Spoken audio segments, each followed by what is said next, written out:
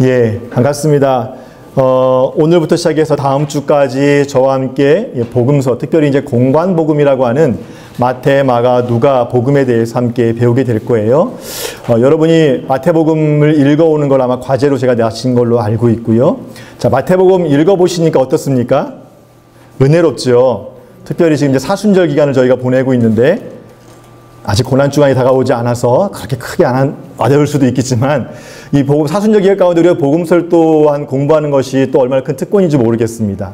그래서 주님께서 어떻게 우리를 사랑하셨는지를 살펴보고 또 그 시간을 좀 보냈으면 좋겠어요. 우리가 알고 있는 것처럼 복음서는 4개의 복음서가 있어요. 근데 마태와 마가와 누가는 특별히 우리가 공관복음이라고 하고 요한복음은 따로 이렇게 빼놓는 걸 볼 수 있습니다. 왜 그럴까라고 하는 것, 우리가 이 시간을 통해서 한번 복음서가 어떤 것인지라는 것을 좀 살펴봄을 통해서 왜 그렇게 구분했는지 나누었는지를 좀 살펴보고 싶습니다. 예, 먼저 이제 복음서란 어떤 책인가라고 하는 부분이에요. 먼저 이제 우리가 복음이라고 하는 단어를 좀 봤으면 좋겠습니다. 예.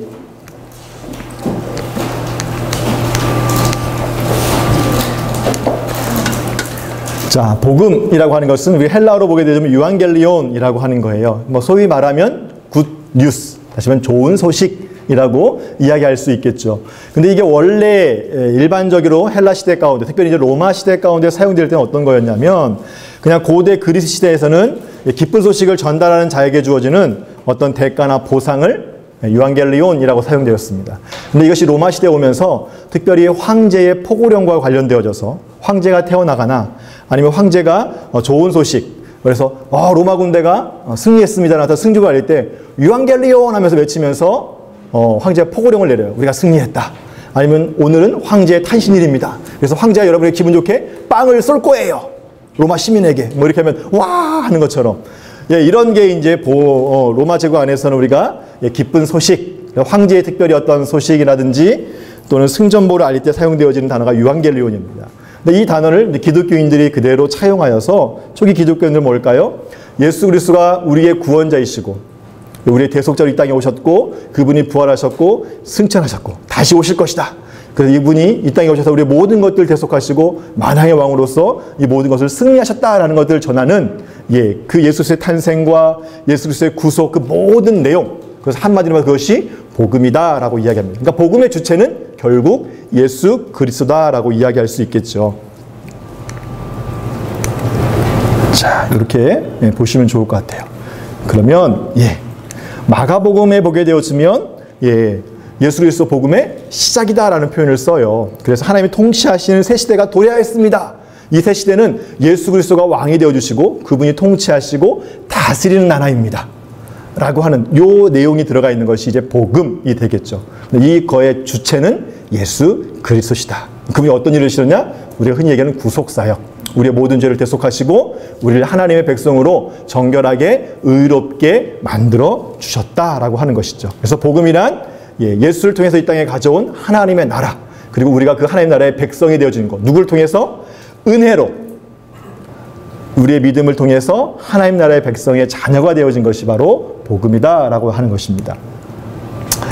자, 복음서는요, 3개의 공관복음이 있고 또 하나 이제 요한복음까지 해서 4개의 복음서가 있는데, 복음서는 한마디로 말하면 그 복음의 주체가 되신 예수 그리스도가 누군가를 말하는 어떻게 보면 독특한 문학 장르예요. 이걸 우리가 일반적인 국어 또는 작문 시간의 문학으로 비유하자면 어떤 전기인가? 근데 전기라고 보기에는 조금 어렵습니다. 그러니까 역사적인 어떤 사실을 다루느냐? 전 생애를 다루는 것이 아니기 때문에 어떤 역사서라고 보기도 조금 어려워요. 왜냐하면 예수님이 태어나셔서 그가 유년 시절을 어떻게 보냈는지, 그러니까 태어난 수태고지와 어렸을 때 자랐던 건 약간 언급되어져 있긴 하지만 그가 중학교를, 초등학교를 어떻게 다녔는지, 랍비 학교를 어떻게 다녔는지 이런 부분들은 다 기록되어 있지 않아요. 바로 공생으로 넘어가는 거죠. 그래서 우리가 일반적으로 분류하는 역사서라고 보기에도 조금은 어렵습니다. 그렇다면 복음사에는 예수님의 어떤 역사적인 사건도 있지만 또 가르침도 들어져 있어요. 그렇다고 한다면 어떤 권면의 내용들이 있기 때문에 그럼 이건 서신서인가? 근데 또 그렇게 보기에도 어려워요. 그러니까 역사를 다루시면서도 전생은 아니지만 또 그 안에 가르침이 있기 때문에 역사서도 아니고 서신서로 우리가 구분하기도 어렵다라고 하는 거예요. 그래서 복음서는 특별한 문학 장르예요. 우리 기독교회에서만 사용되어지는. 그래서 예수님이 실제 행하신 일, 그분의 삶과 그분의 가르침을 독자들, 원청중과 농지에서 좀 이따 나눠 보실 텐데요. 독자들에게 제시하고 해석함으로 독자들의 상황, 다시 말하면 그들의 삶의 어떤 답을 주고자 하는 거예요. 그러니까 4개의 복음서가 쓰여진 건 뭘까요? 그러면 4권마다 다른 독자들이 있다는 거예요. 다른 저자가 기술됐지만 그 상황에 맞는 독자들이 있기 때문에 예수님의 삶을 그냥 역사적으로 쭉 기술한 것이 아니라는 거예요. 그 독자들의 상황에, 삶의 자리에 맞게 어떤 생애 가운데 또는 가르침들을 뭘까요? 다 기록한 게 아니라 특별히 선택해서 그것을 재배치하고 기술했다라는 거죠. 그래서 그들에게 무엇입니까? 어떻게 그리스도인으로 어떻게 예수님을 따라야 될지에 대한 것들을 제시하는 책이 바로 이 복음서다라고 하는 것들을 우리가 살펴보면 좋을 것 같아요. 또 복음서는 어떤 이야기를 단순히 하는 것도 아니라 예수님이 어떤 분이신에 대한 해설서예요. 그래서 여러분이 마태복음을 읽다 보면 거기 보게 되면 그냥 단순히 기술한 게 아니라 저자의 해석들이 들어가 있는 부분이 있어요. 아마 여러분 다른 누가나 마가도 마찬가지고 요한도 마찬가지예요. 복음서를 보게 되어지면 저자가 기록하면서 이것에 대한 해석들이 들어가져 있어요. 이제 다시 읽으실 때 한번 보세요. 이게 저자의 해석인가? 그동안 그냥 쭉 읽었다고 한다면 그런 것들이 있어요. 그러면 저자가 뭘까요? 단순히 그냥 예수님의 이야기를 쭉 그냥 서술한 것이 아니라 어떤 분이신지에 대해서 저자가 경험한 또는 저자가 이해하고 있는 또 좀 어렵게 이야기하면 그 저자가 속해져 있는 공동체 가운데 예수를 어떻게 바라보고 있는지 그들의 신학 또는 신앙이 해석되어진 책이다라고도 우리가 볼 수 있습니다. 그래서 복음서를 읽을 때는요, 역사적 기록이나 어떤 전기가 아니기 때문에 또는 선교적 또는 교육적 목적을 가지고 기록한 것이다 라고 하는 것, 독자의 상황에 맞게. 그래서 그것을 우리가 염두에 두고 읽으셔야 되는 거예요. 그 다음에 예수님이 사시던 30년대를 머릿속에 좀 그려볼 게 아니라 그것뿐만 아니라 또 뭘까요? 이 저자의 시대와 독자의 생활을 생각하면서 복음서를 읽는 것이 필요하다라고, 필요하다는 겁니다. 다시 말하면 예수님이 사시던 30년대는 뭘까요? 우리가 그것을 원청중이라고 얘기할 수 있어요. 다시 말하면 예수님이 마을에 다니시면서 복음을 전했습니다. 귀신을 내어쫓고 병자를 고치셨어요. 그 상황 가운데 있던 갈릴리 지역이나 예루살렘에 있던 사람들, 서기관과 바리새인들은 뭘까요? 원청중이에요. 예수님의 말씀을 직접 들었던 사람들. 그렇지만 이것이 기록된 것은 여러분 좀 이따 보시겠지만 마태나 마가나 다 후에 기록되어져 있습니다. 이것은 처음 보는 독자들은 뭐예요? 다르다라는 거죠. 그래서 저자의 시대와 독자의 상황, 물론 크게 보자면 다 AD 1세기 이전에 100년 이전에 다 기록되어진 거긴 하지만 그 시대와 상황에 따라서 조금씩 다르다는 것들을 기억하면서 우리가 이 복음서를 읽는 것이 필요합니다. 단순히 그냥 요 사건들 그것이 당시에 있었던 예수님 당시에 뭐 바리새인들에게 하는 말이야 라고 읽어도 좋겠지만 좀 더 한번 우리가 배워본다고 한다면 그렇다면 이것이 마태복음 안에서는 마태가 상정하고 있는 그 독자들에게 어떤 의미를 주는 것인가를 한번 좀 고려해서 읽는 것이 필요하죠. 그럼 그것이 조금 다르게 다가올 겁니다. 자, 이 복음서가 왜 쓰여졌는가라고 하는 것이고 그리고 왜 4권의 책으로 쓰여졌는가라고 하는 부분이에요. 자, 첫 번째는요. 가장 우선되고 실제적인 이유는 예수님 당시에 12제자 승천하시고 나서 사도행전을 보게 되어지면 부활하시고 승천하신 다음에 제자들이 오순절에 기도하고 성령 충만함 받아서 열심히 복음을 전했습니다. 제자뿐만 아니라 그 제자의 제자들도 복음을 전하면서 예루살렘과 유대와 사마리아 그리고 소아시아 그리고 어디입니까? 이쪽 마게도니아와 이제 로마까지 복음이 계속해서 전파되어진 것들을 볼 수 있어요. 이 복음 계속 전파되어지는데 자, 예수님 당시에 예수님께서 복음서에 보게 되어지면 제자들에게 이 세대가 가기 전에 인자가 내가 다시 올 걸 볼 자도 있다. 그러니까 예수님이 뭐예요? 부활하시고 승천하신 걸 봤어요. 그럼 적어도 이 세대 정확히 몇 년인지 모르겠지만 보통 20년 또는 30년 또는 40년을 한 세대로 본다라고 한다면 적어도 예수님이 뭘까요? 40년 안쪽으로는 오시겠구나. 왜냐하면 내가 살아서 볼 거니까. 근데 뭐예요? 점점 시간은 지나가는데 열심히 복음을 전했는데 예수님 오시는 게 조금 늦어져요.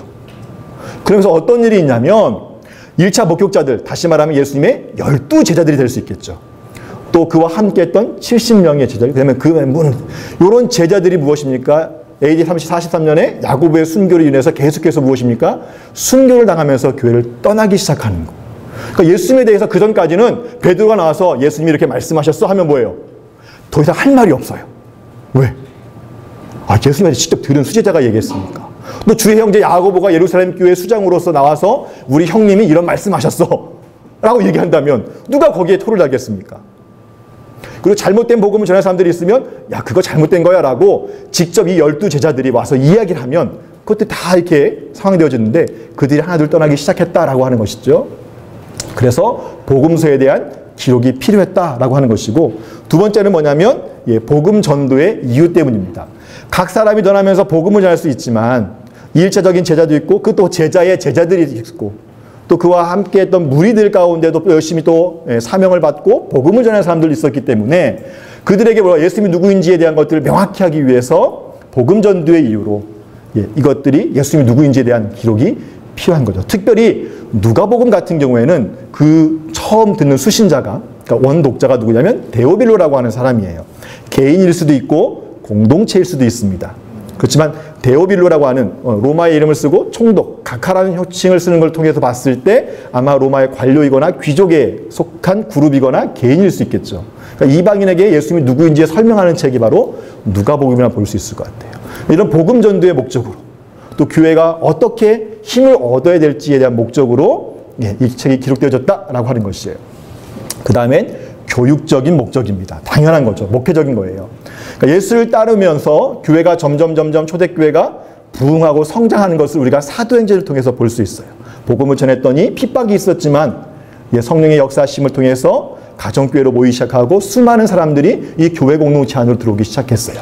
유대인뿐만 아니라 이방인들이. 그러면서 유대인과 이방인이 함께한 이 교회 공동체가 생기기 시작하면서 무엇입니까? 여러 가지 문제들이 있을 수 있겠죠. 도대체 우리가 믿는 예수님이 누구냐? 황제 숭배도 있고 또 그전에 그들이 섬겼던 우상들도 있는데 그것과 예수님이 무엇이 다른가? 그래서 예수님이 누구인지에 대한 것들, 또 예수님이 우리에게 어떤 삶의 모범을 제시하셨는지에 대한 이런 가르침들, 그래서 그의 믿음들이 더 자라게 하기 위해서, 가르치게 하기 위해서 이 교육적인 목적으로 이 복음서가 기록되어졌다라고 보시면 되겠습니다. 특별히 마태복음은 그렇습니다. 가르치는 거예요. 게네시스 비블로라고 해가지고 계보, 그러니까 족보에 대한 책. 그러니까 마태복음 제목 자체가 뭐냐면 책이라는 거예요. 가르치기 위해서. 교육 목적이 있다라고 볼 수 있겠죠. 네 번째는 지리적인 이유예요. 자, 대부분의 사도들은 어딜까요? 예루살렘을 중심으로 활동을 했어요. 바울 같은 경우는 소아시아나 여러 지역을 떠나게 했지만 대부분 중심은 예루살렘을 중심으로 복음을 전했기 때문에 목격자들의 고백을 더욱 멀리 퍼뜨리고 교회에 복음을 확산시킬 목적으로 이 복음서를 기록했고, 이 복음서가 뭘까요? 사람들에게 읽혀지기 시작하면서 더 알려지게 되어진 것이다 라고 볼 수 있겠죠. 자, 그러면 공관복음에 대한 부분이에요. 저도 신학교 다닐 때 제일 어려웠던 게 뭐냐면 공관복음 대조라는 시간이 있었어요. 그래서 마태, 마가, 누가라고 하는 이 책들을 가지고요, 세 칸으로 나눠, 그런 책도 있거든요. 성경책이 공관복음 대조책이라고 해서 딱 나눠져 있어서 이거는 마태에는 있고 마가에는 없고 누가에는 있는데 여기에는 있고 없고 막 이런 거 갖고 막 해가지고 저작설에 대한 것들 좀 나오겠지만 이제 공관복음 문제라는 표현을 써요. 시놉시스 프라블럼이라고 쓰는 건데 이게 어떻게 만들어졌느냐, 처음 자료가 있을 것이다 해서 막 여러 가지 이것들 유추하는 것들이 있는데 그건 차치하더라도 이 공관복음을 배우면서 제가 느꼈던 건 뭐냐면 복음서가 딱 하나면 됐지, 예수에 대한 이야기가 하나면 됐지, 왜 굳이 3개 해야 되냐, 굳이 4개 해도 힘드냐, 근데 왜 이렇게 나눌 수밖에 없는지에 대한 것들을 한번 나눠보겠습니다. 특별히 이제 우리가 공관복음으로 해서 마태, 마가, 누가를 나누는 이유는 뭐냐면 이 세 권의 책은요, 그 내용과 구조적 측면에서 볼 때 유사한 부분이 있어요. 예수님의 탄생부터 시작해서 그의 죽으심과 부활하심이라고 하는 요 흐름 가운데 마태, 마가, 누가, 물론 조금씩 다른 내용도 있고 없는 내용이 있고 있는 내용이 있지만 그런 내용으로 되어져 있기 때문에 그렇습니다. 처음 요걸 사용한 사람은 요런 사람이래요. 그냥 알아두시면 될 것 같습니다. 그래서 원래 이제 헬라어로 시놉시스라고 하는 것은 함께 바라보다. 그러니까 예수에 대해서 요 세 책은 함께 바라보는 거야 라고 해서 요 학자가 처음에서 이제 명명되어져서 그것이 이제 저희가 이제 사용되어지고 있는 용어긴 한데 엄밀히 보자면 저자가 다르고 독자가 다르기 때문에 공통된 관점이라고 얘기할 수는 없지만 이런 면에서 보자면 그래도 이 세 책은 공통되게 일관되게 예수 그리스도의 탄생과 그분의 사역과 죽으심과 부활하심에 대해서 기록하고 있다라고 볼 수 있을 것 같습니다. 저 같은 생각을 했던 사람들이 초대교회도 있었던 것 같아요. 그냥 재밌는 건데 한번 보시면 좋을 것 같습니까? 초대교회 이단자로 하나 분류됐던 마르시온이라는 사람이 있는데 이 사람이 AD 한 144년에 이 복음서 다 뭐예요? 하나로 만들고 싶어가지고 팍 통합해가지고 하나 만들었어요. 그럼 될까요? 안 될까요? 내가 복음 되는 거죠. 그래서 교회 인정을 받지 못했어요. 근데 그 뒤에도 보게 되어지면 타티안이라는 이분도 동일하게 하나로 만들었는데 이렇게 말을 붙였어요. 내게 합쳤으니까 사중복음이야 라고 붙였는데 인정받았을까요? 못 받았을까요? 인정받지 못했죠. 왜냐하면 각 복음서는 그 복음서 나름대로의 목적과 이유가 있기 때문에. 그래서 내 마음대로 막 갖다 해가지고 하면요. 내가 복음 돼가지고 내 마음대로 그 원래 성령께서 감동하셨던 그 의미가 퇴색되게 되는 거죠. 그래서 요겁니다. 왜 4개의 복음서가 필요한가? 각 복음서마다 원독자와 원청중이 있다는 거예요. 물론 4개의 복음서의 원청중은 같아요. 왜냐하면 예수님 당시에 예수님이 하신 말씀을 직접 듣고 그것을 보았던 사람들을 우리가 원청중으로 보기 때문에 그렇습니다. 그렇지만 이것을 처음 읽게 되어지는 독자들은 다르다라고 하는 것들 우리가 볼 수 있죠. 그래서 원독자들은요. 예수님 사실은 그때 사람들이 아니라 특별히 마가복음 같은 경우에는 그들이 핍박을 받는 그리스도인, 고난받는 이 성도들이 주된 독자가 되어지겠고 누가복음은 데오빌로라고 하는 사람이 또는 공동체가, 마태는 누굴까요? 좀 이따 배우겠지만 아마 유대인 그리스도인을 향해서 기록된 책이지 않을까라고 우리가 유추해 볼 수 있을 것 같아요. 자, 원청중은 동일하지만 독자는 다르다. 그래서 4권이 다 필요하다는 것이고, 그래서 각 4권을 통해서 뭘까요? 우리가 예수님의 한 면만 바라보는 게 아니라 예수님의 이러한 부분, 또 예수님의 이러한 부분, 예수님의 이러한 부분, 이러한 부분들을 우리가 더해서 풍성하게 바라볼 수 있다는 거죠. 4권이 각각 목적을 가지고 있기 때문에 그 목적에 따라서 이 책을 볼 때에 예수님이 더 풍성해질 수 있다는 거예요. 여러분, 제가 서울을 보고 왔어요. 저 혼자 복음 가가지고 쫙 얘기하면 뭘까요? 제가 감동받은 것만 여러분에게 설명하겠죠. 근데 여러 사람이 가서 확 복음을 얘기하다 보면 뭐예요? 더 서울이 풍성해지는 것처럼 마치 이 복음서는 뭘까요? 그 독자들의 상황에 맞춰서 예수님이 어떠한 분이신지, 그분이 우리에게 어떠한 의미가 있고 또 어떤 가르침을 주는지, 또 우리의 믿음을 어떻게 하는지에 대한 것들을 우리가 배울 수 있겠죠. 복음서를 관찰할 때는요, 여러분 이런 것들을 좀 주의해서 바라보시면 좋을 것 같아요. 자, 예수가 누구인지에 대한 저자의 설명 또는 등장인물들이 언급하는 게 있어요. 특별히 마태복음 같은 경우에는 뭘까요? 등장인물이 많이 반복되어진 단어. 하나님의 아들, 다윗의 자손, 왕, 유대인의 왕. 별로? 이런 것들 표현들이 있죠. 그 다음에 예수님이 누구인지를 보여주는 사건과 가르침들이 있어요. 특별히 마태복음 안에서 뭐가 있을 수 있을까요? 기적이 나오는데 10개의 기적이 나와요. 나중에 보겠지만 모세 모형론이라는 표현을 쓰거든요. 구약에 모세가 출애굽할 때 10가지 재앙을 통해서 이스라엘 백성들을 구원했던 것처럼 예수님께서 10개의 기적을 통해서 뭘까요? 하나님 되심을 증명하고 있는 거예요. 또 5장부터 7장까지는 우리가 흔히 산상수훈이라고 해서 예수 그리스도의 가르침에 대한 것들을 쭉 모아놨습니다. 그래서 하나님 나라의 백성은 어떤 삶을 살아야 될 것인지에 대한 것. 한마디로 얘기하면 뭘까요? 온전하신 하나님처럼 온전한 삶을 살아라. 그리고 서기관과 바리새인보다 더 나은 의의 삶을 살 것에 대해서 가르치고 있죠. 외식하는 것처럼 기도하지 말고, 외식하는 자처럼 구제하지 말고, 금식하지 말고 뭐예요? 은밀한 가운데 바라지 않고 그런 삶을 살 것에 대해서 쭉 이야기하고 있는 것. 그래서 예수님이 누구인지에 대한 것. 그러니까 예수님이 그 가르치는 그 가르침의 모양만 우리가 봐도 이 책에 강조하는 게 무엇인지를 알 수 있겠죠. 그럼 그때의 청중들의 반응이에요. 어떤 사람은 놀랍게 여기면서 하나님을 찬양하는 사람이 있는가 하면 어떤 사람은 뭘까요? 여기서 떠나가 주세요. 에이, 나사렛에서 뭔가 선한 게 나겠냐. 뭘까요? 예수님이 천국 복음, 하나님의 나라의 복음을 전하지만 어떤 사람은 믿음으로 수용하는 사람이 있는가 하면 반대로 뭘까요? 거부하고 밀쳐내고 박해하고 오히려 죽이기까지 하는 사람들도 있다라고 하는 거죠. 그런 것들을 우리가 좀 유심히 보는 것도 필요합니다. 그 다음에 저자가 의도적으로 반복하고 있는 개념과 단어예요. 여러분 마태복음을 읽다 보시면 뭐가 많이 나오나요? 구약에 대한 인용이 참 많이 나와요. 마태복음 안에 보게 되어지면 한 50개 정도는 직접적인 인용이 있고요. 한 100개 정도는 간접적으로 인용을 통해서 이 말씀을 이루려 하심이라. 이것을 이루려 하십니다. 결국 뭘 얘기하고 싶은 걸까요? 예수님이 구약에 예언한 바로 그 메시아다.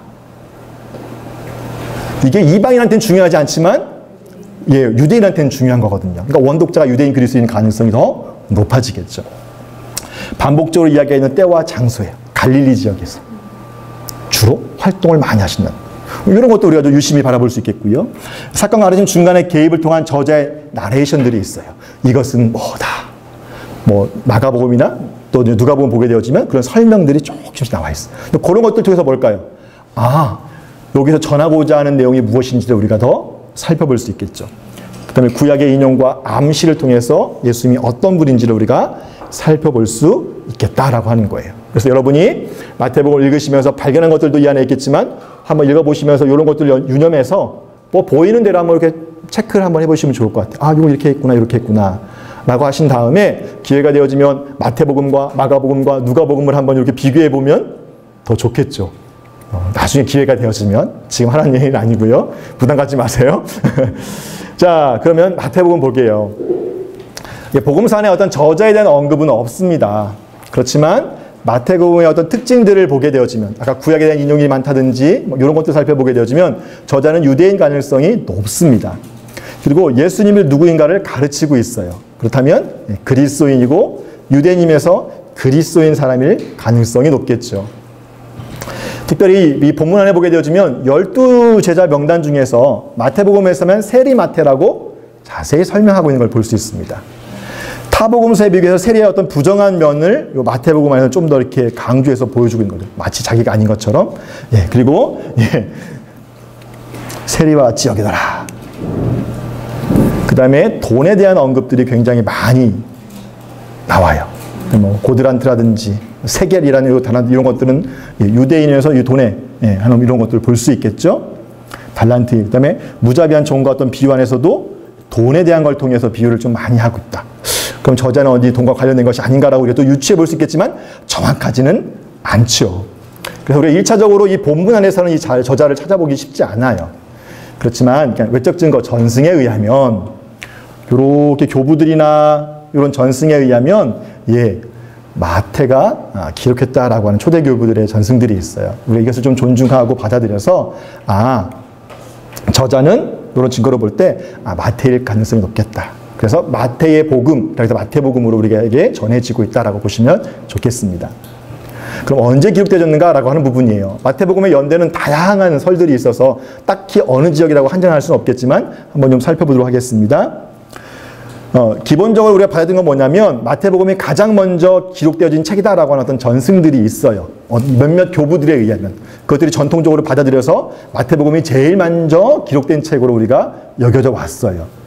거룩한 성 예루살렘, 오늘까지 그 밭을 피밭이라 이르렀다. 오늘까지 유대인 가운데 두루 퍼지니라. 그러면 아직은 뭘까요? 예루살렘 멸망하기 직전이지 않을까. 그러니까 예루살렘 멸망하기 훨씬 전에 이런 일들이 기록되지 않았을까라는 근거로 볼 수도 있을 것 같아요. 근데 또 하나 이제 반문이 되는 게 뭐냐면 그들의 회당이에요. 그러니까 회당이라고 하는 것이 좀 발전되어지고 기독교 회당 문화가 이렇게 딱 분리되어진 것은 AD 한 80년 이후, 그러니까 성전의 멸망, AD 70년에 지도장군에 의해서 예루살렘이 회파되어지며 성전이 멸망되어지고 난 이후에 회당으로 좀 더 많이 부각되어지거든요.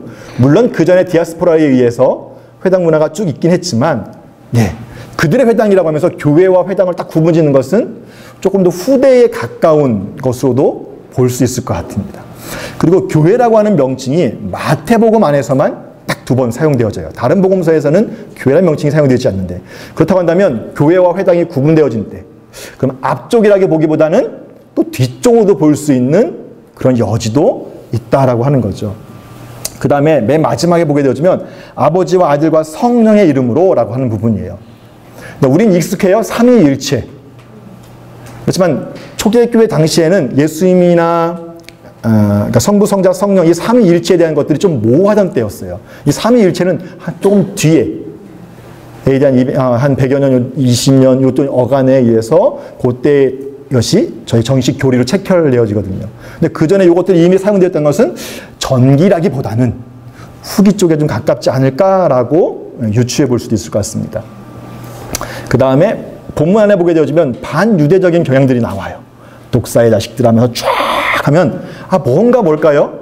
이 유대인 또는 유대교에 대해서 뭔가 반하고 있는, 그러니까 기독교 유대교가 뭔가 이렇게 친밀함이 아닌 반대 가운데 있는 그런 상황으로 볼 때 좀 후대로도 우리가 상정할 수 있지 않을까라고 볼 수 있어요. 그렇지만 여러 가지 설이 있습니다. 전기선로에서 50년의 전으로 보는 분들도 있고요. 또는 예루살렘 멸망 직전이다. 또는 이 이후로도 보시는 분이 있어요. 근데 저는 잘 모르겠어요. 왜냐면 학자들이 이렇게 했는데 딱 어느 거다. 그렇지만 그냥 일반적으로 볼 때에 60년에서 70년 정도 사이, 그러니까 요때는 뭘까요? 교회가 점점 확산되어지면서 유대교와 뭡니까? 갈등이 일어나기 시작하는 거예요. 처음 초기 교회 시대 가운데 AD 30에서 40년대, 물론 순교가 있긴 했지만 교회가 좀 확산되어지면서 처음 복음 전할 때 뭘까요? 회당에 가서 그리스도인들이 뭘까요? 복음을 잘 전했습니다. 왜냐하면 사도 바울 같은 경우에도 순회하면서 전도를 하시면서 어떤 도시에 다다르면 회당이 있는지 먼저 봐요. 회당이 있으면 거기 가서 뭐예요? 예배에 참석하면서 기다리고 있는 거죠. 그래서 회당장이 요 말씀 좀 누가 해석해 주세요 라고 하면 사도 바울이 흔들고 나서 저요 한 다음에 뭐예요? 읽은 말씀 깔때기예요. 이게 예수님이다. 그럼 뭐예요? 그쪽에 있는 유대인들이 놀랍게 여기면서 기독교를 개종하고, 또 경건한 이방인들이 뭡니까? 기독교로 개종하면서 교회에 들어오는 거예요. 이런 것들이 계속 사도 바울뿐만 아니라 초기 복음 전도자들이 유대인이었기 때문에 이어지를 통해서 자꾸 회당 입장에서 보면 뭘까요? 자꾸 빼가는 느낌이잖아요. 그러면 이 점점 갈등이 심해지는 게 이제 후대를 가면서 심해지는 이런 사이라고 볼 수 있겠죠. 그렇다고 본다면 AD 60에서 70년 정도 요 사이 어간으로 볼 수 있지 않을까. 뭐 연대는 크게 상관없지만 우리가 알 수 있는 원독자 상황은 뭘까요? 반유대적 성향을 통해 봤을 때 유대교와 이 기독교가 뭔가 이렇게 좀 갈등 가운데 있는 상황이라고 본다면 전기 쪽보다는 후기 쪽에 가깝다.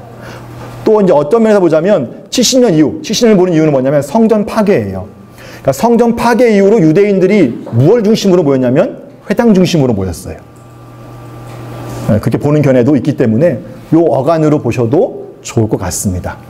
그렇지만 유대교와 기독교의 갈등에 있는 시기 가운데 기록되어졌다. 그 이후 80년대 이후 90년대까지 하기는 조금 무리가 있고, 하지만 70년대 전후로 보면 좋지 않을까 싶습니다. 누구에게? 구약의 어떤 성취에 대한 부분들을 굉장히 많이 말씀하고 있고, 아브라함부터 예수의 족보를 통해서 볼 때, 또 유대인의 관습들에 대한 것들, 또는 유대인의 용어들, 천국, 하늘에 계신 아버지, 예수님의 역할을 할 때 다윗의 자손, 이런 것들을 강조함을 통해서 볼 때 이방인이 아닌 유대인에게 쓰여진 거다. 다시 말하면 유대인, 그리스도인들에게 예수님이 누구인지에 대해서 기록한 거죠. 마가복음 보게 되어지면 유대의 관습에는, 또는 누가복음에서는 저들의 관습에 의하면 하면서 이렇게 설명을 해주거든요. 근데 마태복음은 그게 없어요. 왜? 독자가 유대인이기 때문에 말하지 않아도 아는 거예요. 굳이 해석해 줄 필요가 없이. 그 다음에 처음 읽는 독자들은 유대인일 가능성이 높겠죠. 특별히 마태복음 안에 보게 되어지면 예수님을 이 모세보다 더 크신 분, 모세에 비교해서 이 저자가 기록해 놓은 걸 볼 수 있습니다. 그의 태어나셨을 때 죽음과 위협이에요. 모세가 태어났을 때 뭘까요? 바로에 의해서 죽임을 당할 뻔했잖아요. 수장될 뻔했지 않습니까? 악어밥. 근데 예수님도 뭘까요? 헤롯에 의해서 죽을까 봐 어디로 내려갑니까? 애굽으로 가요. 근데 애굽에서 다시 뭐예요? 돌아올 때 보게 되어지면 뭡니까? 아기의 목숨을 찾던 자들이 다 죽었다. 헤롯 땅 죽었다. 그러니까 뭐예요? 돌아와라. 근데 모세도 뭘까요? 네 목숨을 거둔 자들이 다 죽었다라는 표현이 나와요. 예수님께서 40일 금식하셨습니다. 그 다음에 모세가 40주야로 하나님 앞에 가서 말씀을 수여하고 하는 이런 부분들도 동일하게 표현되어져 있죠. 그 다음에 산에서 하나님의 말씀을 받고 선포하는 것. 그러니까 출애굽기 19장 보게 되어지면 홍해를 건너서 시내산에 다다른 다음에 19장부터 24장까지는 율법을 체결하는, 시내산 언약을 체결하는 장면이에요. 모세가 산에 올라가서 하나님과 대면해서 율법을 받게 되어지죠. 10계명을 언약을 체결하고. 그런데 마치 5장에 보게 되어지면 예수님께서 어디에 올라가셨어요? 산에 오르사. 거기서 뭘 받으세요? 하나님 나라의 교훈들을 쫙 말씀하세요. 그래서 우리가 산상수훈이라고 하는데, 근데 율법을 받은 것처럼 예수 그리스도가 뭐예요? 마치 새로운 율법, 새로운 하나님 나라의 가치와 기준들을 제시해주는 모양으로 설명하고 있다는 거죠. 이게 다시 무슨 얘기인가? 마태복음 이런 얘기인가? 저자가 이런 의도를 가지고 그런 모양. 왜? 유대인들에게서 딱 거기 딱 하면 딱 떠올라요. 우리한테는 이게 정말이야? 라고 하지만 유대인들이 이미 구약 안에서부터 어떤 것들이 쭉 기억했고 딱 40 하면 떠오르는 게 뭘까요? 우린 예수님의 금식만 해오르지만 유대인들은 뭘까요? 사실은 광야 생활이에요. 출애굽하고 뺑뺑이 돌았던 거. 이해하시겠죠? 그런가 보시면 10가지 이적, 10가지 재앙이 있었는데 예수님 10가지 이적을 통해서 볼까요? 하나님의 하나님됨. 여기서 하나님께서 이스라엘 백성들의 보호자 되시고 인도자 되시고 구원자 되시는 것을 10가지 재앙을 통해서 보여줬다고 한다면 8장부터 9장까지는 10가지의 기적을 통해서 볼까요? 예수님이 하나님이시라는 것, 신적 권능에 대해서 표현해주고 있는 거예요. 그러니까 저자는 의도적으로 예수님의 가르침은 5장부터 7장까지 묶어놓고 그 7장이 끝나는 8장부터 9장까지 뭘까요? 예수님의 가르침의 권위에 대해서 쫙 얘기한 다음에 그것을 실제적으로 사용하기 위해서 예로 뭘까요? 이분이 이런 분이야 라고 10가지 기적을 뭐예요? 모아놨어요. 그러니까 마태복음은 시대 순서가 아니라 모음집이라고 보시면 돼요. 그렇게 구성을 했다는 겁니다. 광야에서 먹이는 것, 만나와 메추라기를 공급해 주셨죠? 자, 5병이어 또는 7병이어의 기적을 보게 되면 광야의 잔치예요. 광야에서 메추라기 확 내려주시고 만나를 내려주셔가지고 이스라엘 백성을 먹이신 것처럼 하나님께서 뭐예요? 그들을 보시고 긍휼한 마음이 드셔서 예수님께서 5병이어 7병이어의 기적을 통해서 볼까요? 하나님의 백성들을 도우시고 공급해 주시는 것들을 우리가 볼 수 있죠. 변화산 사건입니다. 엿새 동안 올라가 있을 때 모세와 아론과 나답과 아비후가 동행했는데 여기에도 베드로와 요한과 야고보 3명이 같이 올라가요. 그리고 얼굴이 광채가 나고 내려왔을 때 사람들이 두려워했고 두려워했고 하는 이런 것들이 이렇게 비슷하게 표현되어지고 있습니다. 또 신명기를 보게 되어지면 이것이 모세의 모경 가운데 마지막 모압 언약 체결이라고 볼 수 있는데 이 신명기를 보게 되어지면 5개의 설교로 나뉘어져 있어요. 그런데 마태복음도 보게 되어지면 그렇게 구성되어지고 있습니다. 똑같은 방법이 뭐냐면 예수가 이 말씀을 마치시매라고 하면서 5개의 단락으로 나눠서 마치 신명기처럼 5개의 분형으로 나뉘어져 있다는 거죠. 이걸 통해서 뭘까요? 예수님은 모세 같은 분이다. 우리가 새로운 율법을 하시고 새 언약 백성을 이끌 구원자이시다. 근데 나중에 하면 이 모세보다 더 뛰어나신 분이 누구야? 예수님이다. 옛 율법에는 이렇게 말하나 나는 너에게 이렇게 말한다 하면서 더 의로운 것, 더 가치 있는 것에 대해서 말씀하시거든요. 율법을 폐하러 오신 것이 아니라 완성하신 오신 분. 결국 이것들은 뭘까요? 독자들이 유대인이기 때문에, 유대인 그리스인이기 때문에 이런 표현들을 저자가 기록하고 있다는 거예요. 이방인이라고 한다면 이런 표현을 쓰면 못 알아먹어요. 좀 여러분 하나도 못 알아듣겠잖아요. 제가 설명해 주니까 그런가? 라고 하는 거죠. 그렇죠? 우린 이방인이기 때문에 그래요. 근데 우리에게 뭘까요? 단군 할아버지 얘기하면 뭔지 모르지만 알잖아요. 그렇죠? 쑥 먹고 마늘 먹고 뭐 이런 얘기하면 그가 쑥밥을 먹었다. 비싼데? 마늘을 통으로 따드셨다. 뭐 이렇게 하면 비싸지 않아요? 우리 확 와닿잖아요. 우리는 단군 신화가 있는 것처럼. 그들에게는 이것이 역사였고 시제였기 때문에 이것을 가져왔다라고 하는 거예요. 이걸 통해서 봤을 때 예수님을 믿는 유대인 기독교인들을 주 대상으로 해서 이 마태복음이 기록되어졌다라고 볼 수 있겠죠. 어디에서 여러 가지 설이 있지만 가장 가능성이 높은 것은 시리아 설이에요. 그냥 요렇다. 중요하진 않습니다만 요때 기록되지 않았을까라고 볼 수 있습니다. 그럼 역사적 배경이에요. 점점 복음이 전파되어서 앞에 설명했던 것처럼 45년, 46년 전까지는 그냥 보편적 갈등이었어요. 그냥 일반 국소적으로 회당에서 뭔가 문제 있으면 티격태격 했는데 이게 점점 시간을 거치면서 뭘까요? 강화되어져 가고 있는 요 상황 가운데 있다. 그럼 요때 가운데 유대인 그리스도인에게는 어떤 뭐라고 할까요? 문제 또는 유혹이 있을까요? 자, 예수님 믿기 시작했습니다. 예수님께서 부활하셔서 승천했다면 그 연도를 보통 27년 또는 8년으로 보거든요. 공생에 마치시고 그럼 그때부터 내가 예수님 믿었다. 유대인으로서 기독교를 개종하고 예수 믿기 시작했어요. 처음에는 친척들이 볼 때, 부모들이 볼 때 그래 예수 따라가나 보다, 선지자 명 따라가나 보다 했는데 점점 뭘까요? 유대교와 점점 간극이 벌어지기 시작하는 거예요. 자, 그러면 유대 공동체는 어떤 공동체입니까? 가족 공동체예요. 가정 공동체예요. 그 마을에서 또는 그 가정에서 뭘까요? 쫓겨나면 살 수 있어요? 없어요? 없어요. 유대 지역을 떠나서 살 수 있을까요? 없을까요? 쉽지 않죠. 내 땅도 못 물려받고 유업도 없어요. 심지어 요즘으로 비교하자면 무슬림들 가운데 볼까요? 명예살인이 있잖아요.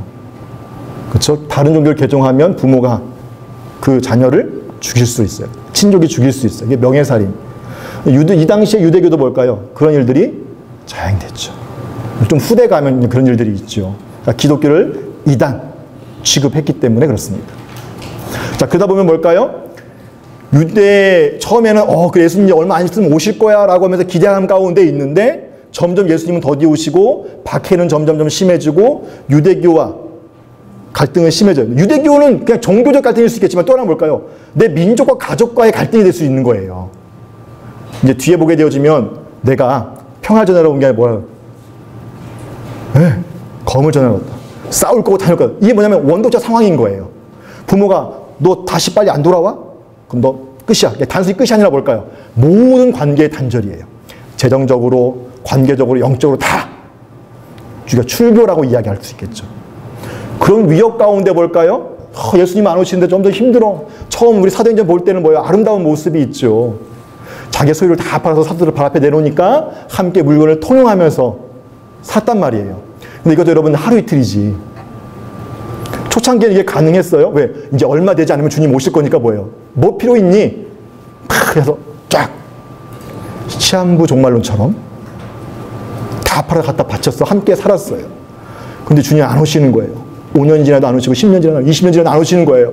좀 더 기다려보자. 자, 그럼 유대인이라고 한다면 어떤 유혹이 있을까? 가장 쉬운 건 뭘까요? 유대교로 돌아가는 거예요. 왜? 나는 태어날 때부터 유대인이었어요. 할례를 받았고 율법을 지켰고 그리스도이지만 지금도 뭐예요? 율법대로 정결 예식을 하고 있다는 거죠. 이방인들은 그렇지 않지만 교회 공동체 가운데. 자, 그런 상황 가운데 무엇입니까? 유혹이 있겠죠. 그런 원독자들에게 이 마태복음을 기록한 거예요. 한마디 말하면 뭘까요? 다시 돌아가지 마라. 예수님이 우리의 왕이시다. 누구의 왕? 특별히 얘기하면 모든 열방의 왕이시지만 유대인의 왕이시다. 그리고 새 언약을 체결하신 분이다. 그래서 처음 시작이 뭡니까? 아브람과 다윗, 세 자손. 아브람은 뭘 상징합니까? 언약이에요. 다윗은 왕이에요. 그래서 유대인들에게 있어서 아브라함 리꼬로 다윗 하면 끝난 거예요. 메시아구나. 자, 그분이 이런 분이야 라고 시작하면서 쭉 말씀해 주시는 거예요. 이해하시겠죠? 자, 보시면 되겠고요. 중심 내용이나 이런 부분들은 여러분이 좀 더 한번 좀 읽어보시면서 고민해 보시면 좋을 것 같아요. 그렇다면 이 책은 아까 제가 설명했던 것처럼 예수가 유대인의 왕이시다.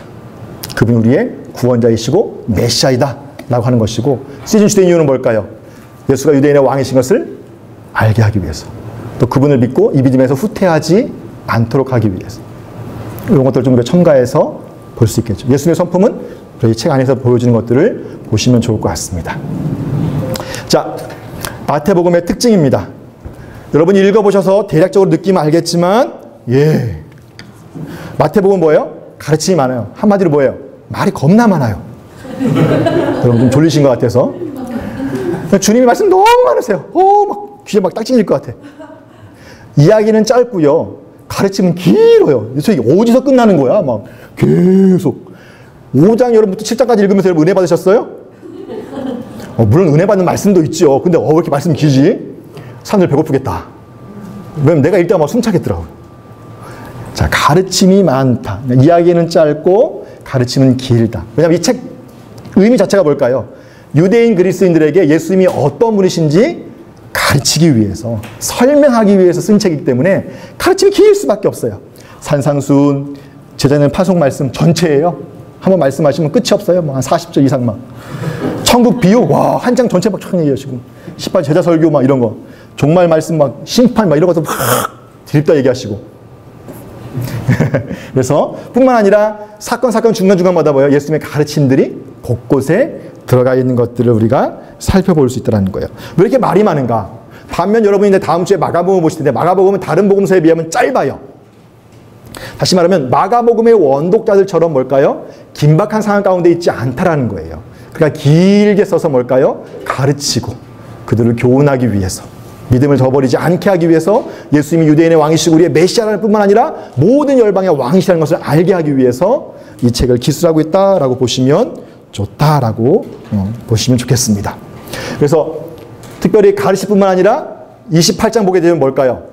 사도들에게 명령하신 게 가르쳐 지키게 하라는 것처럼 결국 그 사도들, 제자의 제자들인 원독자들에게 뭘까요? 너희도 그 가르침대로 뭐예요? 듣고 지켜라 라고 하는 것이 요 책 안에 담겨져 있다라고 보시면 좋을 것 같습니다. 자, 아브라함의 자손 예수 그리스도의 계보라라고 할 때 이 계자는 게네시우스라고 하는 기원이 될 수 있겠고요. 보라고 하는 것은 책이에요. 그래서 비블로스 게네시우스라고 하는데 기원의 책, 뭐 족보의 책이라고 보시면 좋겠죠. 근데 다른 복음서 보게 되어지면 마가복음 같은 경우에는 그냥 선포로 시작해요. 하나님의 아들 예수 그리스도의 복음의 시작이다. 빵 터뜨리고 시작해. 왜? 이 사람들 고난 가운데 있는 사람들이기 때문에 길게 설명하면요. 읽다가 뭐예요? 나 힘들어 죽겠는데 이렇게 막 길어. 즉시 곧 그때 막. 근데 그분은 우리와 함께 하시는 분이에요. 우리의 고난을 대신 지신 분이에요. 이런 모습으로 기록되어져 있는 거죠. 누가복음은요. 내력이라 데오빌로 불신자, 이제 예수님 믿지 얼마 안 된 이 이방인에게 뭘까요? 예수님이 누구인지 자세히 또 설명하려니까 뭐예요? 내력이라 하면서 뭘까요? 예, 설명적으로 여기는 가르치기 위해서 말씀들이 강화되어 있고 그 내력을 잘 설명하고 있는. 이게 뭘까요? 각 복음서마다 특징들이라고 보시면 좋을 것 같습니다. 그 다음에 제자들에 의한 윤리적 행동에 대한 것들이 강조되어져 있는 걸 볼 수 있어요. 특별히 우리가 산상수훈이라고 할 수 있는 5장부터 7장까지의 교훈을 보게 되어지면 예수님께서 그 율법을 뭐예요? 폐하라오신 게 아니라 완전하게 하심을 통해서 무엇입니까? 어떻게 너희가 그런 삶을 살 것인가? 한마디로 쭉 이야기하자면 뭐 기도의 삶, 뭐 여러 가지 삶 쭉 있겠지만 하나님이 온전한 것처럼 온전하게 살아라. 서기관과 바리새인보다 더 의로운 삶을 살아라. 나는 율법을 폐하러 온 것이 아니라 율법을 완성하려 왔고 율법의 정신. 다시 말하면 율법에는 뭐예요? 간음하지 말라 말하지만 나는 너에게 말하노니 음욕을 품는 자마다 뭐예요? 간음하는 거다. 이혼 증서 안 써주고 그에게 결혼 증상도 간음하는 거다 하면서 뭘까요? 율법의 어떤 행위적인 걸 얘기하는 게 아니라 그 정신이 뭔가를 예수님께서 뭐예요? 더 강조하고 있고 그러한 삶을 살도록 당시 원청 중에게도 말하지만 이 글을 읽고 있는 유대인 그리스도인들에게 뭘까요? 강조하고 있는 거예요. 야, 네가 유대인이랑 똑같으면 기독교인과 유대인의 차이가 뭐냐라는 거예요. 그걸 반대로 하면 요즘 세상에 있는 세상 사람들과 교인들이 같으면 뭐예요? 의미가 없어요. 영향력이 없어요. 이걸 바꿔 이해하면 너희는 세상의 소금이고 빛이다. 소금이 맛을 잃으면 밟히워요. 빛은 뭐예요? 등경 위에 놔야지 밑에 놓고 꺼지지 않는 거예요.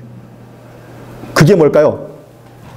특별히 유대인 그리스도인은 뭘까요? 야, 경건의 모양은 있어요. 왜냐하면 지금도 예수를 믿지만 정결 예식을 치르거든요. 물론 그게 구원의 조건이 아니라는 것을 알지만 그들이 쭉 해왔던 관습이었기 때문에 행동을 한단 말이에요. 근데 너희는 뭘까요? 유대인보다 더 의로운 삶을 살아야 돼. 그래야 뭐야? 네가 하나님 나라의 백성인 것이 그들에게 보여줄 것이고 세상 사람들에게 보여줄 거야. 자, 그런 의미에서 그들의 삶의 행동에 대한 부분들을 강조하고 있다라고 보시면 좋겠습니다. 그래서 예수님의 제자를 설명할 때 13장 52절을 보게 되면 하나님 나라를 위해 훈련받는 참 서기관이라는 표현을 써요. 이상하다? 서기관인데 왜 하나님 나라를 위해 일하는 서기관이라고 제자들, 사도들을 이야기할까? 이 당시에 서기관이 하는 일은 뭡니까? 율법을 카피하는 거예요. 보존하는 일이에요. 그래서 필사해가지고 잘 보존하고 그것들을 가르치는 것. 다시 말하면 제자들은 뭘까요? 예수님, 이 서기관이 하는 것처럼 새롭게 받아들인 예수님의 새 계명. 이것은 율법을 폐한 게 아니라 온전하게 이루신, 다시 말하면 뭘까요? 하나님 사랑과 이웃 사랑이라는 이 율법의 정신을 뭐예요? 계승하는 사람. 너희가 참 서기관이다 라고 하는 것을 보여주고 있는 거죠. 자, 이 안에 보게 되어지면 아까 살펴봤던 것처럼 친유대적인 경향들이 참 많이 나옵니다. 무엇이냐면 구약의 인용이에요. 한 50여 회 직접, 100여 회를 간접적으로 임시하고 있고요. 대신 마가나 누가는 한 요 정도 하는데 마태는 좀 더 많은 부분을 인용하고 있다는 거예요. 요걸 통해 보여준 건 뭐냐면 예수님이 바로 이 구약에 예언된 메시아다라고 하는 것을 뭐예요? 증명하는 거예요. 증거대봐, 증거대봐. 야, 구약 선지서 이 말씀 봤지? 이 말씀이 이렇게 이루어졌잖아. 그럼 유대인들 할 말이 있을까요, 없을까요? 없죠. 왜? 말씀 그대로 성취되어지는가. 그러니까 예수님이 메시아가 아니라고 부정할 수가 없는 거예요. 그러니까 그 성경의 권위를 가져와서 독자들에게 예수님이 이런 분이야. 메시아야. 이 말씀이 이렇게 이루어진 거야. 이 말씀이 이렇게 준 거야. 어떤 사건이 있을 때마다 뭐예요? 이것은 이 말씀을 이루려 하심이라. 이것은 이 말씀을 이루려 하심이라. 저자가 직접 이야기하고 예수님이 직접 인용을 하고 또 제자들이나 또 다른 사람들이 이야기할 때마다 그 말들을 집어넣고 있다는 거예요. 그래서 예수님이 이 구약에 예언된 진정한 메시아다라고 하는 것을 말씀하고 있는 거예요. 왜냐하면 구약 성경은요, 유대인들을 교육할 때 참 좋은 거예요. 다른 얘기할 필요 없어요. 유대인들에게 구약 성경 펴라 그러면 유대인들은 이미 달달달 외우고 있고 기다리고 있고 그 예언된 분들을 기다리고 있기 때문에 그리스도인들이 유대인 또는 유대교에 있는 사람들을 선교할 때 가장 인용을 많이 하는 게 뭐냐면 구약 성경이에요. 그래서 여러분 사도행전 보게 되지만 스데반 집사가 죽을 때도 뭐예요? 70인형을 인용해가지고 물론 돌아가시긴 했지만 설교하시고 예수님이 이런 분이다 라고 하면서 그 유대인들에게 담대히 말씀하셨어요. 초대교회 사도들은 어땠을까요? 동일합니다. 구약의 예를 들어가지고 뭘까요? 이분이 예수님이야. 그 예언된 예수님이야 라고 이야기하는 거죠. 그래서 특별히 보게 되어지면 10개의 구약 성취 인용문이라는 게 있습니다. 이 모든 일은 주께서 선지자로 하신 말씀을 이루려 하심이니 가라사대 구약을 인용하고 뭐뭐뭐 함이라. 이는 주께서 선지자로 말씀하신 바 구약을 인용하고 나서 이루려 하심이라 라고 하는 것들을 저자가 12개의 직접적인 언어가 있는데 그 중에서 10개는 이런 표현을 통해서 직접적으로 이야기하고 있다는 거예요. 그러니까 선지자를 하신 말씀을 이루려 한다는 건 뭘까요? 하나님이 선지자를 통하여서 하신 말씀이다라는 거예요. 결국 이 말씀은 뭘까요? 하나님의 말씀이라는 거죠. 이게 지금 예수를 통해서 성취되어졌다. 결국 예수가 메시아다라고 하는 것을 강조하고 있는 거죠. 그래서 예수님은 구약의 예언의 성취다라고 볼 수 있을 것 같아요. 자, 내용을 한번 볼게요. 이사야 7장 14절 말씀인데 동일하게 인용해서 뭘까요? 마태복음 보게 되면 이 모든 일에 된 것은 주께서 선지자로 하신 말씀을 이루려 하심이라 쭉 하면서 함이라. 자, 이건 조금 다르게 인용하긴 했지만 예. 두 번째 보게 되어지면 주께서 선지자의 말씀을 이루게 하심이라. 제가 거짓말하는 게 아니라 찾아보시면 이렇게 계속해서 나오고 있더라는 거죠. 그러니까 어떤 사건이 있을 때마다 자, 그 다음에 또 뭘까요? 예. 예수님께서 본문 안에서 어떤 것을 말씀하실 때마다 직접적으로 구약을 인용하셔서 하신 거예요. 그분의 사역이나 이런 모든 부분들이죠. 자, 이런 것들 직접적인 인용입니다. 이 외에 뭐 간접적인 것들은 뭐 저희가 100개 다 찾을 수는 없겠죠. 나중에 한번 과제를 해보시면 어떨까요? 부담스럽죠? 자, 그냥 이런 게 있다. 자, 그래서 결국 구약 인용. 예수님이 구약에서 약속된 메시아이고 이스라엘의 왕이심을 보여주기 위해서 이렇게 구약을 저자가 많이 인용했다. 그리고 결국 예수님께서 뭐예요? 모세보다 또 위대하시고 그에게 율법을 초월하셨음을 보여주고 있고요. 그리고 율법을 고치는 거예요. 모세는 이렇게 말했지만 나는 이렇게 말한다면서 완성시키고 있는 거죠. 그래서 이 율법을 수여받은 모세보다 뭐예요? 더 뛰어난 권위를 갖고 있는 분이 예수님이다라고 하는 것들을 보여주고 있죠. 완성자이시고요. 그리고 이 구약의 인용을 통해서 이걸 보고 있는 유대인 그리스도인들에게 뭘까요? 더 잘 설득하게 하기 위해서. 아, 정말 그렇구나. 내가 다시 유대교로 돌아가면 안 되겠구나. 내가 이 예수님이 정말 우리의 왕이시고 온 열방의 구원자이시구나 라는 것들을 비는 거죠. 그래서 예수님을 통해서 구약의 모든 것이 성취되어졌다라고 하는 것들을 보여주고 있다는 겁니다. 그 다음에 구약적 배경이 굉장히 많이 나와요. 유대적 관습, 예물 드리는 날 이제 바리새인 금식, 요나, 남방여행, 솔로몬에 대한 언급이라든지 정결 예식, 성전세가 반세기라는 것이라든지 뭐 경문의 옷술에 대한 언급, 뭐 바리새인들의 복장을 이야기할 때 굳이 이건 뭐예요? 저자가 이 독자들이 유대인이기 때문에 이런 부분들을 굉장히 그냥 그대로 쓰고 있다라고 하는 걸 볼 수 있죠. 그래서 마태는 독자가 구약성경에 익숙하다라는 것들을 가정하고 이것을 기록하고 있는 거예요. 단원도 보게 되어지면 여러분 마가나 누가에 보게 되면 하나님 나라라는 표현을 써요. 근데 마태복음 안에서는 하늘나라 또는 천국이라고 하는 단어를 많이 씁니다. 왜냐하면 유대인들은 하나님이라고 하는 말을 함부로 사용하기를 싫어해요. 그래서 야훼, 여호와라고 하는 말보다는 아도나이라고 하는 말을 쓰고, 심지어 그 아도나이라는 말도 랍비들이 읽다가 뭐예요? 보통은 이렇게 읽다가 하고 쉬어요. 그러면 아, 여기가 하나님이라는 거구나. 유대인들은 알아요. 우린 뭐야? 그렇지만. 근데 심지어 어떤 경우에 모를까봐 아도나이 하고 나서 어떻게 하는 줄 아세요? 왜? 부정한 입술로 거룩한 하나님의 진짜 이름도 아닌 별칭이라고 할 수 있겠죠. 아도나이, 전능자라고 하는 이 이름을 불렀다고 해서 입술을 팍 때려요. 제가 신학교 다닐 때 교수님이 그런 말씀 하시더라고요. 이런 관습들이 있다고 한다면 하나님의 이름을 함부로 부르는 것이 그들에게 뭘까요? 굉장히. 그래서 하나님이 계신 곳은 하늘이기 때문에 하늘을 빗대어서 뭘까요? 관용적으로 공손한 왕국법으로 표현한 거죠. 그래서 하나님의 나라는 하늘나라. 하늘의 보좌는 뭘까요? 하나님의 보좌가 되는 거죠. 이해하시겠죠? 그런 표현들. 마가복음이나 누가복음에서는 별로 사용하지 않았다라고 하는 것들을 볼 수 있겠죠. 본문을 보게 되면 거룩한 성, 이것은 예루살렘을 상징하는 거예요. 구약 안에 보게 되어지면 거룩한 성 예루살렘이라는 표현을 씁니다. 이건 유대인들의 표현이에요. 저자 이것을 의도적으로 사용하고 있다라고 볼 수 있겠죠. 그러면 하늘에 계신 아버지, 하늘에 계신 우리 아버지, 원청 중에는 맞는 말이에요. 근데 이방인에게 맞을까요? 안 맞을까요? 하늘에 계신 우리 아버지 하면 안 맞죠. 이방인이 와가지고 하늘에 계신 우리 아버지면 어떻게 될까요? 유대인이 볼 때 저런 참남한 사람을 만나. 좀 속된 표현을 하면 똥물에 튀겨줄 놈들이에요. 왜? 거룩한 하나님을 지 아버지도 아닌데 뭐 이렇게 얘기하고 막. 자, 이런 표현들은 뭘까요? 다 유대적 관습에 대한 표현이다. 하나님을 함부로 부르지 않는 유대인에게 있어서 하늘에 계신 아버지라는 표현이 더 맞는 표현인 거죠. 그러니까 저자는 이걸 다 의도하고 썼다라는 거예요. 의 또는 의인. 죄송합니다. 옛날에 의가 발음이 잘 됐는데 나이 드니까 의가 안 돼요. 근데 선생님들이 국민 뭐 이렇게 할 때마다 제가 놀렸는데 제가 나이 드니까 의가 잘 발음이 안 되고 의인이라고 하는 이 용어의 사용들이 굉장히 많다라고 하는 거예요. 그럼 이 마태복음 안에서 의인은 뭘까? 대부분 하나님 말씀에 순종하는 거예요. 그러면 바리새인과 서기관보다 더 나은 의라고 할 때는 이건 뭘까요? 하나님 말씀에 순종하는 것. 형식적인 것이 아니라 본질적인 것으로. 근데 그것은 예수님이 가르쳐 주신 거예요. 그게 의로운 것이다. 예수님도 하나님의 뜻에 순종하셨어요. 의로움을 보이셨죠.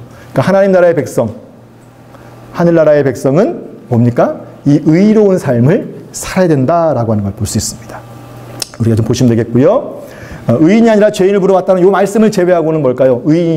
의라는 말을 이 마태복음에서 굉장히 많이 사용되어지고 있고, 유대인이 볼 때 의하면 바로 이거라는 걸 단순히 알 수 있다라고 하는 것입니다.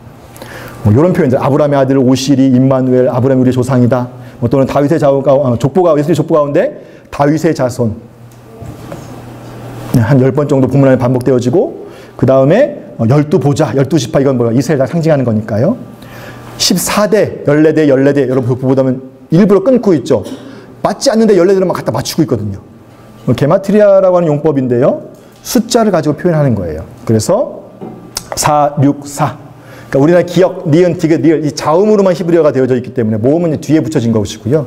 이 자음이 옛날에는 숫자로도 사용되어졌어요. 우리가 기억하면 1, 니은 2 하는 것처럼 알렛, 벳, 김멜, 달렛 해가지고 요 번호를 매기면 다윗이 이렇게 쓰여지는데요. 다윗인데 4, 6, 4 더하면 14.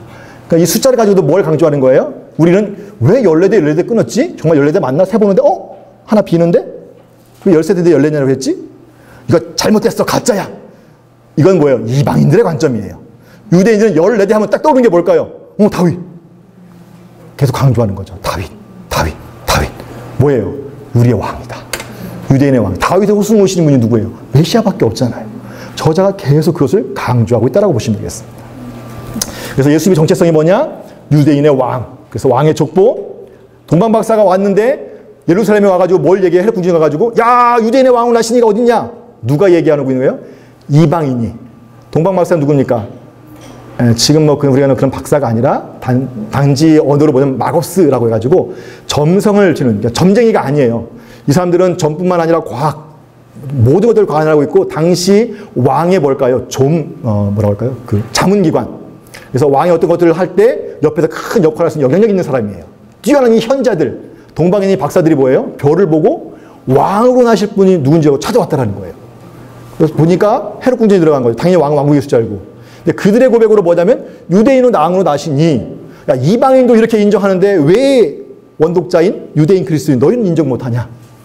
그들이 뭐예요? 별을 보고 따라왔다. 별은 하나님의 계신 거죠. 이해하시겠죠? 자, 이런 건 예수님 정체성이 뭡니까? 유대인의 왕이다. 다윗의 자손이고 왕권을 가지고 오시는 분으로 비유 가운데 말씀하고 있고요. 모든 능력을 갖고 있는 분이고 자신이 하나님의 아들로 묘사하고 있다. 이건 아까 살펴봤으니까 건너갈게요.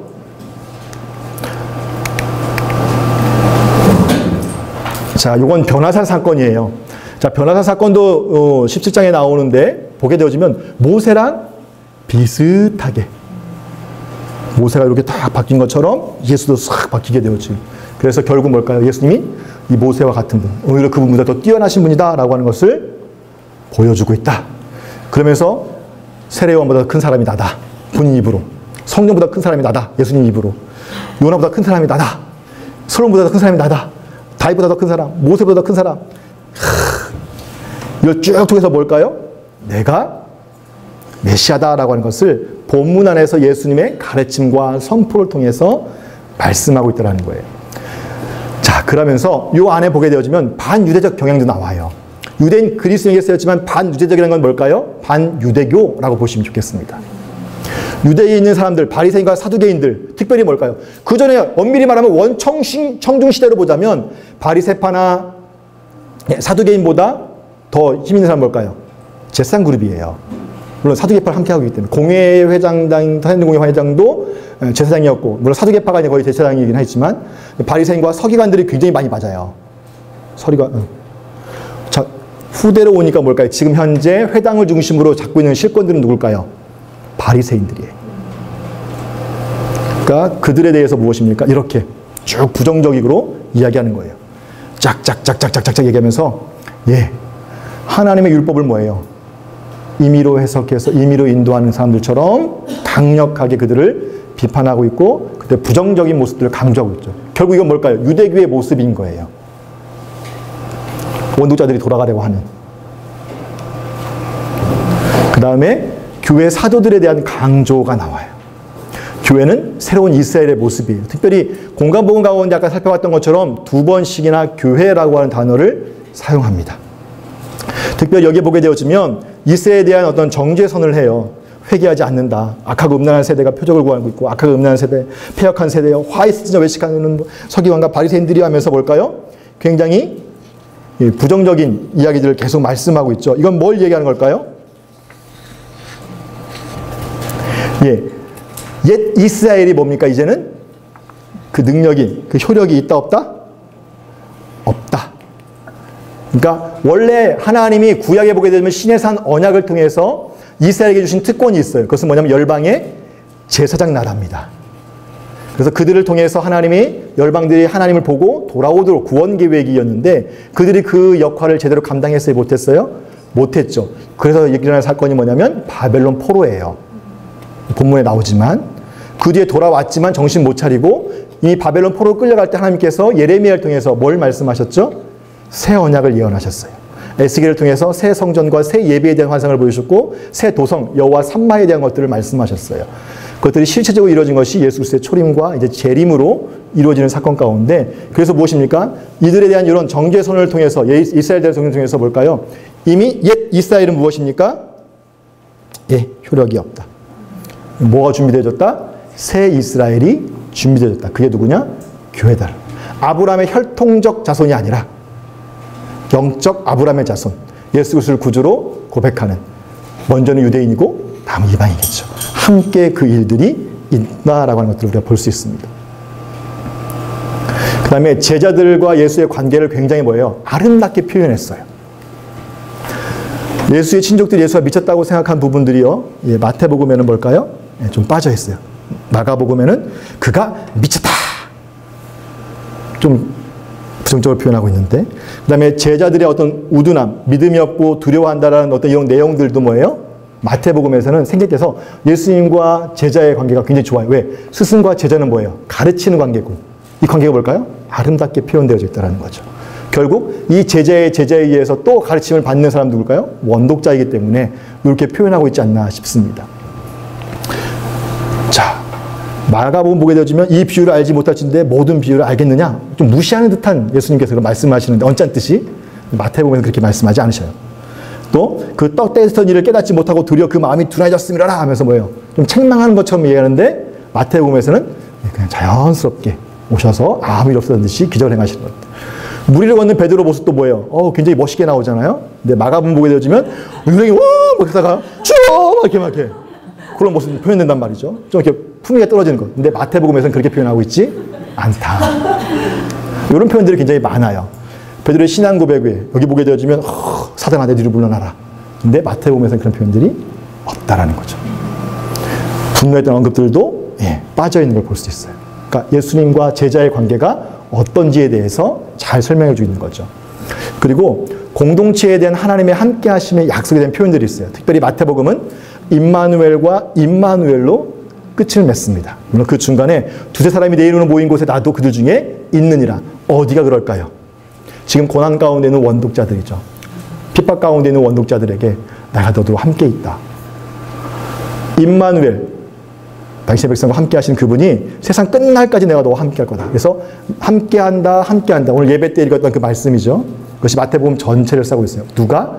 유대인의 왕이신, 고로 열방의 왕이신 그분이 하나님의 백성과 뭐예요? 함께하고 있다. 자, 하나님이 함께하는 곳이 뭐가 되는 거예요? 가시적으로는 교회지만 우리가 좀 바꾸자면 그게 하나님의 나라예요. 천국이에요. 여러분, 천국은 지리적으로 공간적으로 확 떨어져 있어. 저 높은 우주 한 구석에 막 갖다 보석 갖다 처박아 놓고 진주문 갖다 놓고 그게 하늘나라가 아니라 하나님의 나라는 뭡니까? 하나님이 임재하시는 곳이 하나님의 나라예요. 하나님이 함께 하시는 곳. 예수님이 그렇게 우리 가운데 찾아오셨고 그분이 부활하시고 승천하신 다음에 뭐예요? 성령께서 함께 하시고 계시고 자, 지금도 뭘까요? 우리와 함께 하신 하나님. 그 당시 원독자들과도 뭐예요? 끝까지 함께 하신 하나님. 그러니까 너희는 뭐예요? 하나님의 나라의 백성으로서 천국을 소유한 백성이니까 앞에 얘기한 것처럼 바리새인과 서기관보다 더 나은 의를 행해야 된다. 나를 믿지 못하지 말고 나는 너희의 구원자이시고 유대인의 왕으로 진정한 메시아다. 나를 믿고 더 의로운 삶을 살 것에 대해서 가르치고 있는 것이 마태복음이라고 볼 수 있겠죠. 이 세 구절은 마태복음에만 나오는 특별한 말씀이다라고 볼 수 있습니다. 그 다음에 이방 선교에 대한 보편적 구절을 또 보여주고 있어요. 여러분 족보에 보게 되어지면 다말, 라합, 그 다음에 롯, 밧세바가 나오고 있죠. 다 뭐예요? 이방인의 여인이에요. 근데 이 여인들이 다 뭡니까? 예수님의 족보 가운데 들어갔다는 거죠. 이분들이 막 믿음이 뛰어나서 유대인의 관점에서 보자면 뭔가 조금 흠잡을 부분이 있죠. 예수님도 어떻게 보면 정통성이 조금 부여될 수 있는 것처럼 보이지만 결국 뭘까요? 혈통에 의한 구원이 아니라 이방인도 메시아, 유대인뿐만 아니라 열방 가운데도 메시아인 것들을 요것 족보를 통해서도 보여주고 있다라고 보시면 좋겠습니다. 그다음에 이방에 있었던 동방 박사들이 먼저 와서 예수님을 유대인의 왕으로 인정하고 그를 경배하기를 위한 찾아온 모습 중에서 이방에 대한 것들. 그 다음에 특별히 8장에 보게 되어지면 백부장이에요. 하인을 위해서 가끔 의로웠던 사람. 예수님께서 뭐예요? 칭찬하시고 네 믿음이 정말 크다. 이스라엘 가운데 이런 사람 없다 하면서 뭐예요? 이방인을 칭찬하는 것들 볼 수 있고 그가 지금 뭐예요? 천국에 함께 있을 것이다. 얘는 천국 백성이야. 라고 인정해 주고 계신 걸 볼 수 있습니다. 이사야의 예언을 읽으면서 이방들이 그의 이름을 바라리라 라고 하는 말씀을 통해서 이것이 이루어졌다 라고 하면서 본문에 말씀하고 있죠. 그 다음에 이방인의 회개를 굉장히 높이 평가하고 있고요. 가나안 여인이라든지 자기 귀신들이 딸을 위해 강구해 왔을 때 어떻게 개 같은 너희에게 내가 자녀에게 줄 빵을 너희에게 주겠냐 했더니 옳소이다마는 하면서 뭐 얘기하잖아요. 구석이 먹습니다. 그랬더니 니비는 크도다 하면서 뭐예요? 믿음을 시험해 보시고 그의 여인이 낫게 하는, 딸이 낫게 하는 그 일들을 볼 수 있습니다. 그 다음에 하나님 나라가 이방인에게 주어질 것이라는 표현들이 있어요. 어떤 비유라든지 처음 된 자가 나중 된다라는 이런 표현들도 이방인에게 주어진 것이죠. 복음이 이방인까지 전파되어질 것이다. 또 사도들이 뭡니까? 너희가 나로 말미암아 총독들과 임금들 앞에 끌려가리니 이는 그들과 이방인들에게 증거가 되게 하려 하심이라. 사도들이 예수님 때문에 복음 전하다가 끌려갈 건데 이것은 유대인뿐만 아니라 이방인들을 위한 증거가 될 것이다 라는 표현들을 통해서 예수 그리스도가 열방을 향해 있다라는 것도 볼 수 있겠죠. 그 다음에 12장 말씀도 이방인들을 향한 말씀으로 볼 수 있겠습니다. 지상 대명령도 보게 되어지면 모든 민족을, 유대 민족을 제대로 삼고가 아니라 모든 민족을 마지막 당부하시는 부분인데 결국 뭘까요? 이 원독자들에게 유대인에게만 국한된 것이 아니라 이제는 뭐예요? 열방으로 나아가라 라고 하는 것을 이 마태복음 안에서 강조하고 있다라고 보시면 좋겠습니다. 자, 여기까지 하고 저희 쉬도록 하겠습니다.